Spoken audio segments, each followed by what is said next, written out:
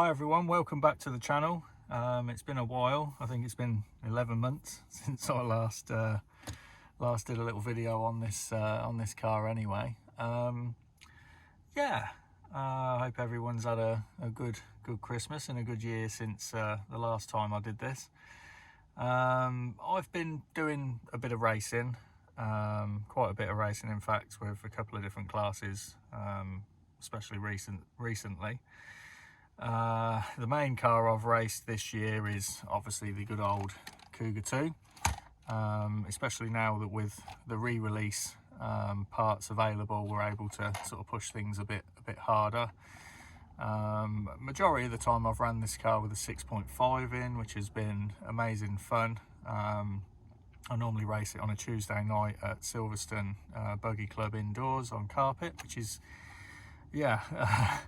it gets up there. I've managed the B final a few times with the old girl versus newer cars. Sometimes we get enough people to run a full heat of vintage, so that's always nice. But anyway, I thought I'd do another video on the car as it's progressed on in the last 11 months. I ran the car at Revival, which was particularly epic this year because I got to do a little practice session going around with Craig Drescher and Jamie Booth, and Kevin Bishop was there going around with his. So you know, it was super fun, and then obviously getting together with all the lads from Decals, buying up all the racing products before anyone else can, so there's nothing left. Crazy event. Can't wait for the 23 version. Booking in should be open for that in the next few months, I think, from what John posted the other week.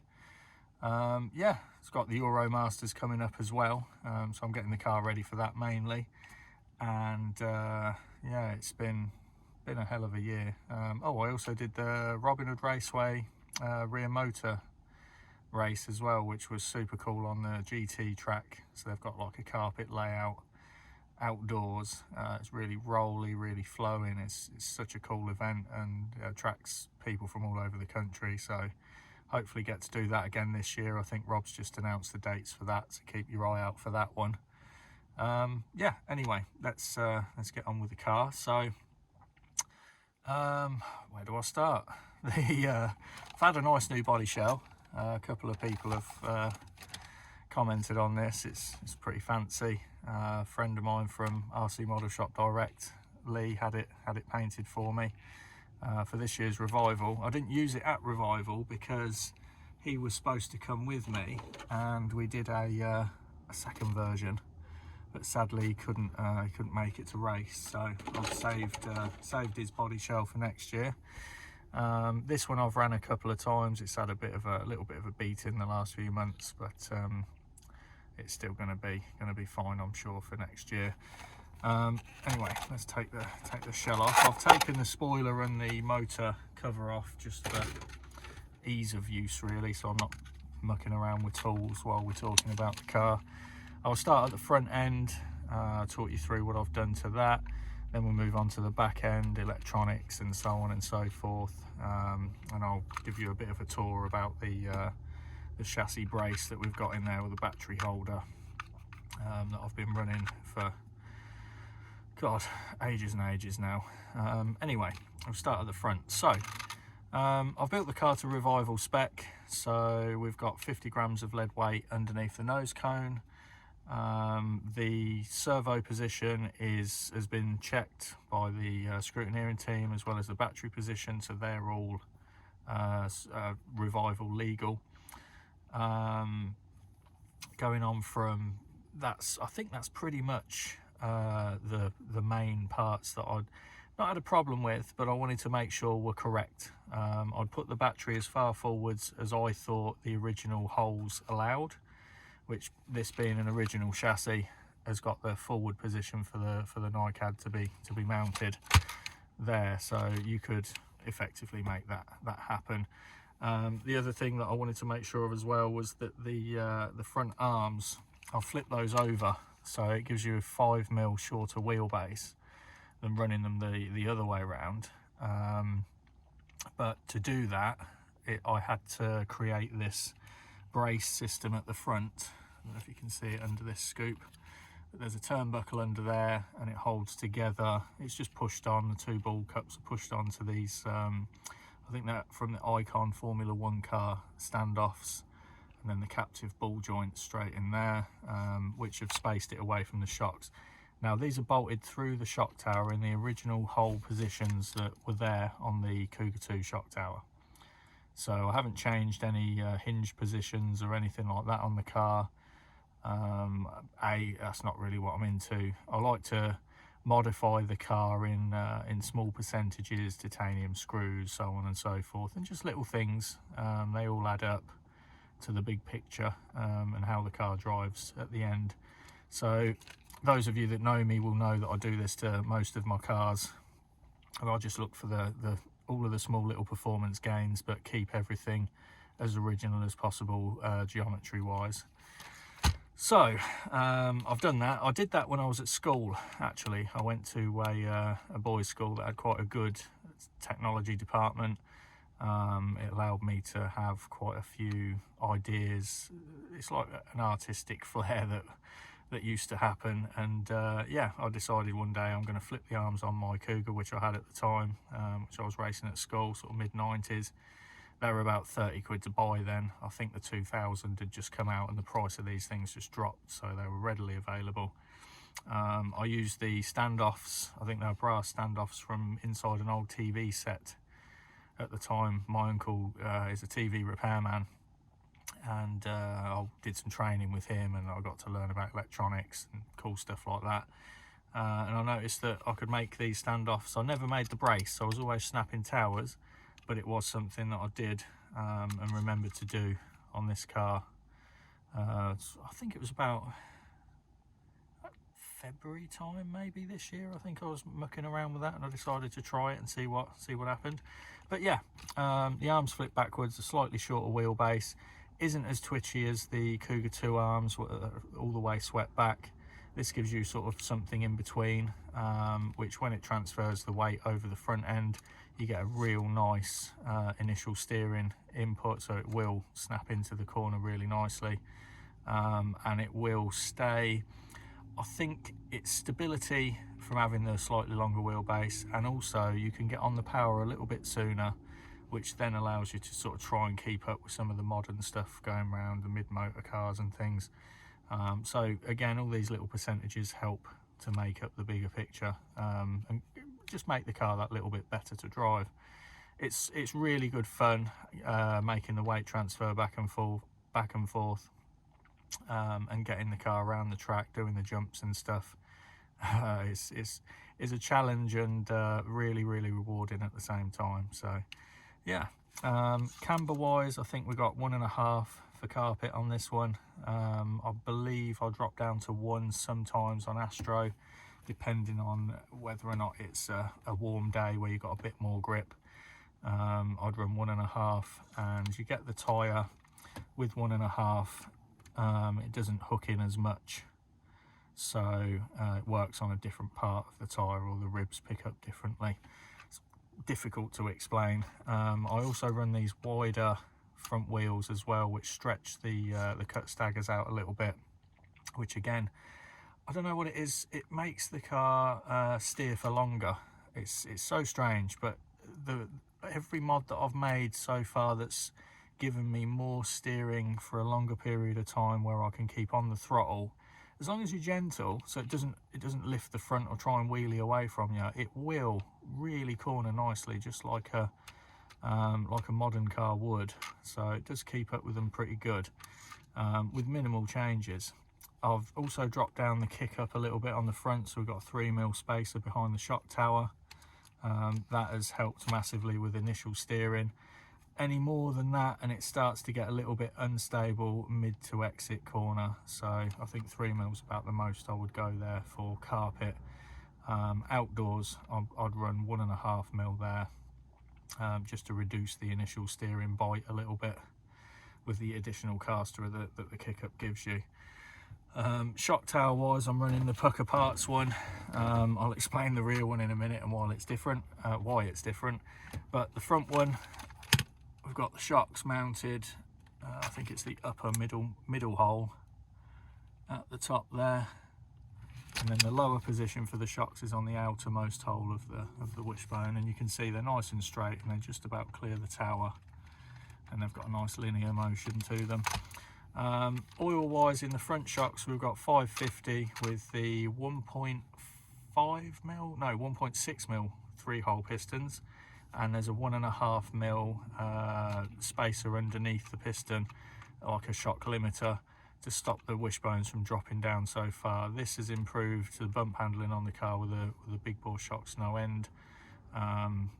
Yeah, it's about the best setup I could come out with. The springs I tend to use are yellow for a twisty track, and if it's a flowy track, so not many hairpins, I'll go for the orange. It just keeps the front end down a bit, and it also transfers the weight back faster off the front end, so I lose a little bit of steering that way, but I gain in grip on the back. Yeah, that's pretty much where the front end is sat. There's no additional there's no spacers underneath any of the steering links, bump steering, everything's fine on this one. On the hubs, I'm running the innermost hole there. I think last video I had the aluminium hubs, so I've just put the plastic ones on just to save a bit of weight up front. I've got the Pukka Parts front brace here. I'm missing an E-clip that must have come off on the last run. Need to remember to put that back on. And the Pukka Parts tower also allows you to fit this Aerox scoop that's designed for the LD2. Indoors, massive difference. At speed, the stability it gives you over the front is pretty cool. So outdoors, I'd probably just run a curved shock protector. Indoors, this is plenty. This is plenty enough. Some people ask me as well, or on the subject of shocks, how I fit the big bores to the cars. So I use these U4700 ultra long ball studs, and then the alloy shock standoffs.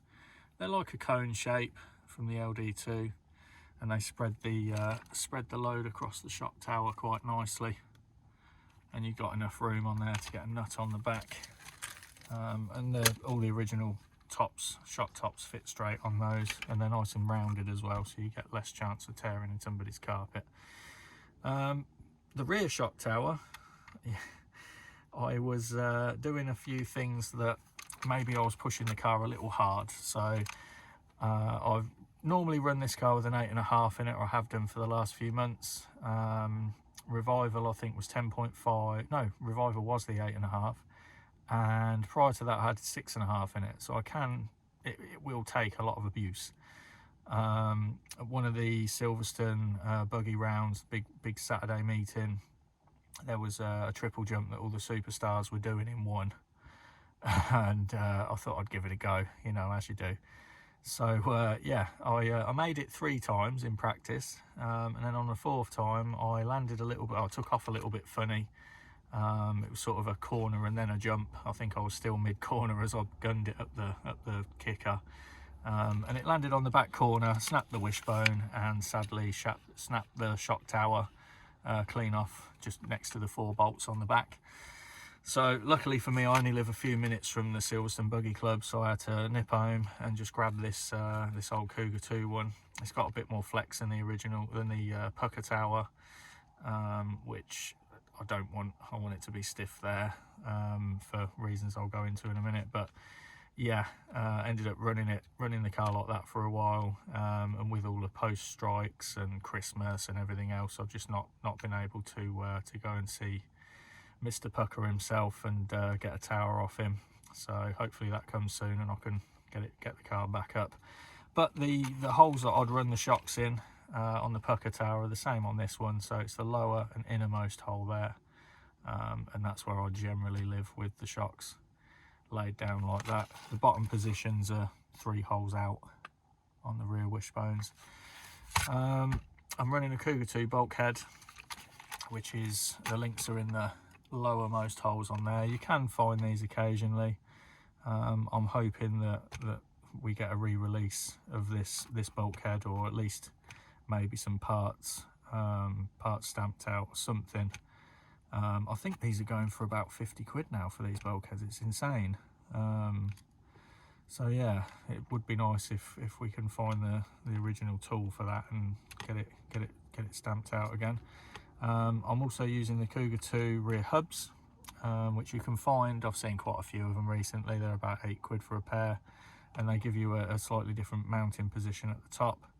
So you can see the angle of that there, which gives me, as the car rolls, I get pretty much no camber change, which when you're running on the cactuses and also these mezzos, I use these on carpet indoors as well. It tends to stop the car from grip rolling. It's pretty cool. So it still allows all that weight shift and the roll, but we don't get, it's not rolling onto the outer edge of the tyre, and we don't have to run massive camber. So the camber on the back, I think, is still it's at 1.5 for the carpet indoors, and I'd probably run 1.5 again outdoors if I was going to take it out now. I think the only thing I would change if I was going to take the car outdoors now initially would be the rear toe. So I've taken a bit away. We've got a 1mm spacer behind these rear blocks, which I think drops the toe down to around about 1 degree. And then I've changed the kingpin angle here. Kingpin angle? The kick down or the kick up. There's a 0.5 degree spacer under there instead of the kit one, so that's made the pins lean upwards at the back, so it's pro squat, I believe, that way. So the pin is like at an angle now, which again helps with forward traction and on power steering. What else have we done to the back end? Oh, the shocks. The shocks are 400 and they're 3-hole 1.5 pistons. There's no limiters inside, but I am using the short ball cups on the end, and I've got some of these longer extended bits here, extended ball studs, which is clearance them away from the shock, from the wishbone a little bit. Yeah, so I think geometry wise that covers it. I do run the LD2 newer style wing mounts. They're a bit lighter, again, titanium screws, aluminium bolts everywhere. Try and get the back end light up top. Just standard race car stuff really. I do like to polish the ball studs, so they'll go in a Dremel, a little bit of Maguire's polish I've got over there, a little bit of a rag, and I like to polish them up so they're nice and shiny, everything's nice and free.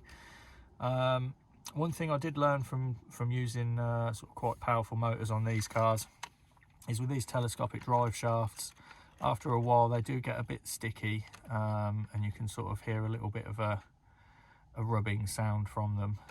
It's best to try and change them. I would change them every couple of months if I could, but I think I've changed them 3 times in 11 months, so that gives you an idea. And that's running 6.5, 8.5, 10.5, and so on. And they've taken a lot of abuse. But once they start to get a little bit bindy, you'll find that the back of the car will lock up, and it will try and kick the car out a bit, which isn't very good when you're on slippy stuff. If it's like Dan Pastro in the morning or something, you probably want to invest in getting a couple of sets of spares just in case. Going back to the rear toe, I would put the rear toe back to the kit setting, so you'd probably get about 3 degrees if you're running the 2 or 2.5mm spacers in here. And the front ones I'd still leave with that 0.5mm kick up. I want to say kick up, but it's not. You know what I mean? That bit, that pro squat we were talking about earlier.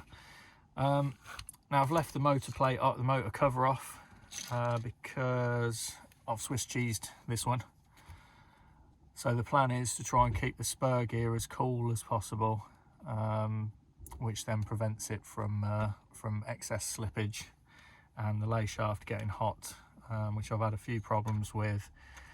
I wouldn't say problems, but I've pushed and pushed and pushed with a 6.5. I believe I've gone boost turbo just to see how fast the thing will go. And yeah, stress tested to the max. So I have melted a diff pulley this year, only because the slipper nut somehow managed to tighten up. So I think the slipper locked, and then it started to put a lot of punishment through the diff. Obviously, being a bull diff, it's susceptible to slipping and scratching the plates up with the balls in there. So to prevent all of that happening, I've fitted the LD2 vented slipper plates front and rear. We've also got black anodized aluminium. Back in the day, these were supposed to dissipate the heat better generated from the motor. I've got the alloy eccentrics down there, and then I've got these aluminium bearing holders. These are the ones from the guy who sells them on eBay. I think it's Dan Reed's friend. I've also vented the motor cover here and here as well, just again to keep everything a little bit cooler. So it seems to be working out pretty well. The gear in there I've changed for 13.5, so I'm going to be running this at the Euromasters, which is a 13.5 limit MB models. So just doing a bit of testing with that over the coming weeks.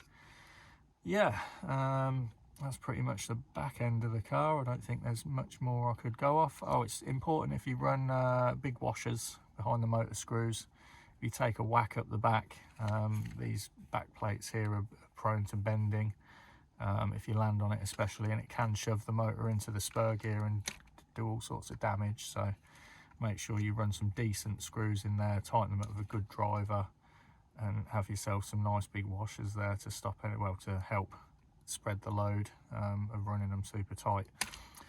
Yeah, receiver's popped off there, stick that back down. Car needs some maintenance. I haven't ran it since just before Christmas, and it's just been sat, so it's still got a bit of carpet fluff on it and so on. Probably get a load of hairs from somewhere in the bearings. I don't know who goes racing and has really long hair, but I always end up attracting it and it's stuck to my car. It especially likes to go in the rear wheel bearings and cause all sorts of havoc. Right, now the other bit that I was going to discuss actually was this little thing. So this was in the car originally on the last video, this bright yellow one. It was just something that I had in the machine when I drew the piece and printed it out. I've since done a couple of mods to it, so we've got a couple of stiffening channels up the back here. It's pretty fancy. Like I said before, the battery's as far forwards as is allowed for revival rules. I'll probably end up at the next revival dropping it back maybe 10-15 mil. So I've got a few of these drawn up with different variations.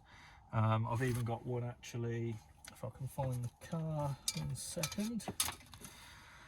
So I've got one here that's the battery's in the traditional way, and it shows you a bit more of the shape of the stiffening plate that I've made actually. So I haven't drilled the hole at the front for this one on this chassis plate, but you can see here it's held in with those brass inserts that they do now on the new cars. When that's tightened down, it's as tight as anything. You're going to get that little bit of flex at the back, which is what we want anyway, but it won't bend. You will end up, well, you do need to have, there's a slight bit of kick up here, and where they bend is from this point to this point on the chassis, and you sometimes end up with a little crack on this corner and on the other side. I've got a chassis somewhere actually I should have got out, but never mind, which would show that quite well. So that chassis stiffener that I've been running in that car actually keeps everything really straight and neat. I could print some more, I suppose. I've had a few people ask me for them. On this car I've just stuck a bit of carbon fibre sticker underneath the plate just to smarten it up a little bit. I like it to look fancy, hence the purpley wires and things. Yeah, it's definitely does its job, and it feels really nice to drive with the battery in that position, especially indoors on carpet. So let me know if you're interested in one of them, and maybe I'll order some up or do something. We shall see. But yeah, anyway, I suppose I better talk about the next video. So along with the vintage buggy stuff that I've been doing, I've also been doing a bit of vintage touring car. So there's a new race series that's come up called Retro RC Touring Car, Retro TC RC. Dominic will kill me for getting that wrong. But yeah, that's I've been racing in that one. We've done the first round at Force Raceway. It was absolutely mega. Having never been to that venue before, the grip is phenomenal. Being a permanent venue, so we had mega fun there, and I managed to get third in the A, so I was really super happy with that on a car that I built. The SST is quite close to my heart, as I had one years ago, so I built myself a special racing one, as you do. This one's got all the bells and whistles.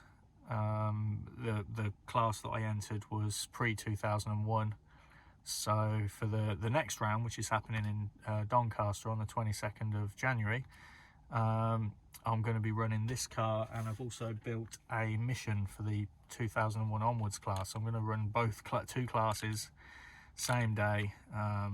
It should be, well, I'm going to really enjoy running the cars there.